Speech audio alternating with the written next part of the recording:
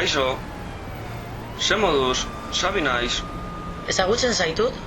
Ez, baina nik badakin hor zaren. Gernikan bizi zara zure amarekin. Baina gaur, ostiralero bezala bakarri zaude etxean. Nor zara? Nire ama ezagutzen duzu ala?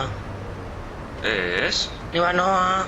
hondartzara, nik, zu bezala, Euskadiko kostaldean maite dut. Dena dela, Bakiokoa baino, Zumaiak hondartza hobea dela esango nuke. Nola dakizu zein den gogoko dudan hondartza? Egunero jarraitzen nauzu ala?